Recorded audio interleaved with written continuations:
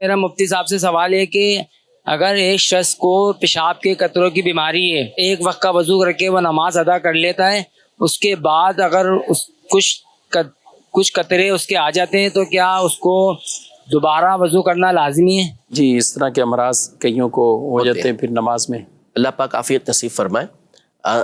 اس میں تو ایک صورت تو یہ ہے کہ وہ شرعی معذور ہو جائے، اور شرعی معذور ہونے کا مطلب یہ ہے کہ پوری ایک نماز کا وقت اس کا اس طرح سے گزر جائے کہ اس کو اتنا بھی موقع نہیں مل رہا کہ وہ فرض ادا کر لے۔ صحیح۔ مثال کے طور پہ ظہر کا وقت شروع ہوا اور اس کو پیشاب کے قطرے اس قدر آ رہے ہیں کہ وہ وضو کرتا ہے اور ابھی کھڑا ہوتا ہے تو اس کو دوبارہ قطرے آ جاتے ہیں، وضو ٹوٹ جاتا ہے۔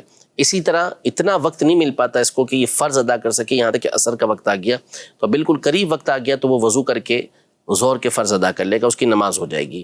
اب یہ بندہ شرعی معذور ہو گیا، شرعی معذور ہو گیا تو اب جیسے ہی عصر کا وقت شروع ہوگا اس کا وضو ٹوٹ جائے گا۔ اب یہ وضو کرے، عصر کی نماز ادا کرے، عصر سے مغرب تک یہ جو بھی عبادت کرنا چاہتا ہے وضو کے ساتھ جو ضروری ہوتی ہے وہ کر سکتا ہے۔ اس کا وضو قطرے نکلنے کی وجہ سے نہیں ٹوٹے گا، یعنی اس عذر کی بنا پر، عذر کی بنیاد پر نہیں ٹوٹے گا۔ اب اگر اس کو ایک مرتبہ بھی قطرے اس وقت کے اندر آ گئے تو یہ ہو گیا شرعی معذور۔ ٹھیک۔ جب یہ شرعی معذور ہو گیا تو اب مغرب تک اس کا وضو باقی ہے، جیسے ہی مغرب کا وقت شروع ہوگا اس کا وضو ٹوٹ جائے گا۔ اب دوبارہ اس کو وضو کرنا پڑے گا۔ وضو کیا، عشاء تک جتنی چاہے وہ عبادت کرے، اس کو کوئی مسئلہ نہیں، جتنی چاہے نمازیں یہ پڑھ سکتا ہے۔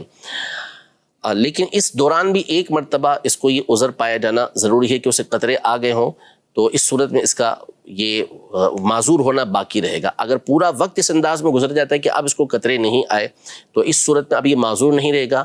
اور اسی طرح اگر کسی اور وجہ سے وضو ٹوٹ گیا، صحیح، کوئی اور وضو ٹوٹنے کی وجہ پائی گئی تو اس صورت میں بھی اس کو وضو کرنا پڑے گا۔ معذور تو رہے گا لیکن وضو اس کو دوبارہ کرنا پڑے گا، اس عذر کی وجہ سے اس کا وضو نہیں ٹوٹے گا۔ یہ تو ہوتے شرعی معذور کے احکام ہوتے ہیں۔